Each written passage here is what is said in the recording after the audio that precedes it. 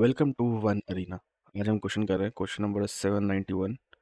और इस क्वेश्चन में हम लोग देख लेते हैं प्रॉब्लम क्या कह रही है। प्रॉब्लम ये कह रही है कि हम लोगों को दो स्ट्रिंग्स दी हैं, एक ऑर्डर नाम की और एक एस नाम की। प्रॉब्लम का नाम है कस्टम सॉर्ट स्ट्रिंग। तो ऑर्डर में हम लोगों को एक स्ट्रिंग दी है जिसमें हम लोगों को एक कस्टम सॉर्टेड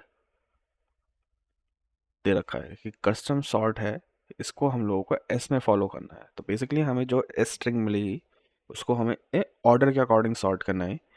और जैसे एग्जांपल्स में आ जाते हैं, तो एग्जांपल्स में ऑर्डर में देख लेते हैं। ऑर्डर है CBA and S S ABCD। तो S ABCD है तो हम लोग को CBA का ऑर्डर फॉलो करना है। तो हम लोग जैसे ABC है तो उसे CB और A कर दिया, और जो D है वो हमारा चाहे यहाँ लग जाए चाहे यहाँ लग जाए, चाहे ऐसे बना लो चाहे ऐसे बना लो, रिजल्ट विल बी राइट इधर वे। तो दोनों तरह से रिजल्ट को एक्सेप्ट कर लेंगे। ये चीज़ भी इन लोगों ने यहाँ पर बता रखी है कि DCBA कर दो, CDBA कर दो, CBDA कर दो, किसी भी तरह का परम्यूटेशन कर दो।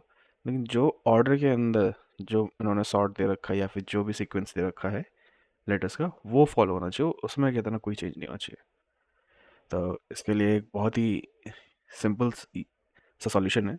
आई will share that with you which is already written here.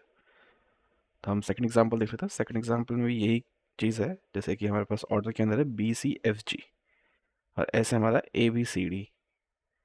तो अब यहाँ पे BCA दे रखा है तो यहाँ पे BCA, तो BCA एंड देन D। तो this will be a accurate result, ये भी एक एक्यूरेट रिजल्ट होगा।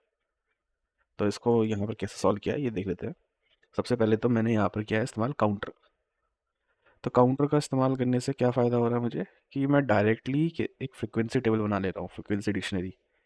तो जिसको काउंटर के बारे में नहीं पता है, मैं लिंक डिस्क्रिप्शन में दे दूंगा डॉक्यूमेंटेशन का, प्लीज़ जाके देखना।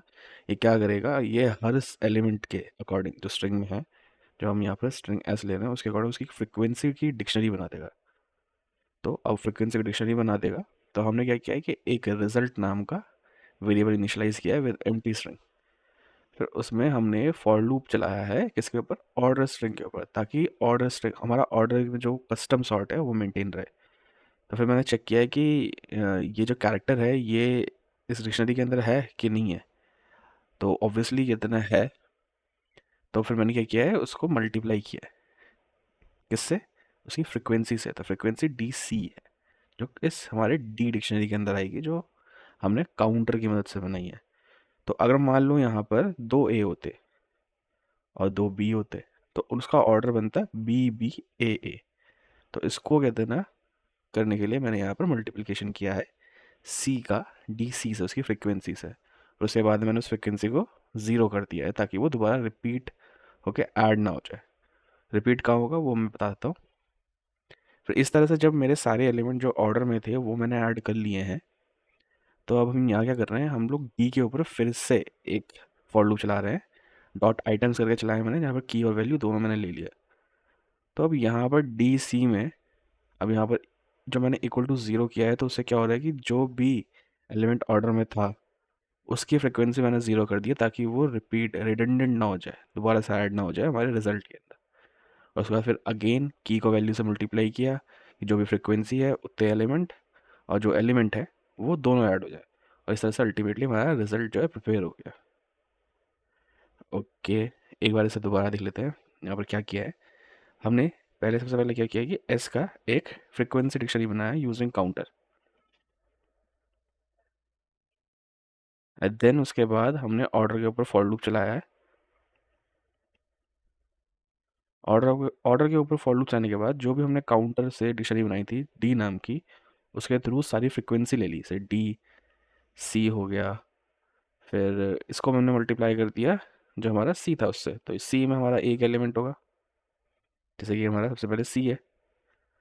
तो C में जो हमारा सबसे पहले एलिमेंट आया ये एक ही काउंट है, तो सिर्फ C के जो है हमारा रेस, जो हमारा रिजल्ट स्ट्रिंग है उसके अंदर ऐड हो गया। तो अभी रेस जो है C हो गया। फिर B आया तो फिर उसमें B ऐड हो गया। अगर इनका काउंट ज़्यादा होता तो ये ज़्यादा ऐड हो जाते हैं, मतलब अगर C 2 होते एस के अंदर अलग अलग पोजीशन पे चाहे कॉन्जिक्यूटिवली, तो यहाँ पर 2 C ऐड होते। तो ये उस केस को भी हैंडल कर ले रहा है।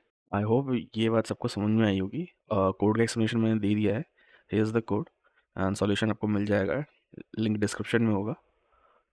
और if you have any doubt after this, you can contact me using comments or contact me on Discord, and like, share and subscribe and keep watching for such videos. Bye bye.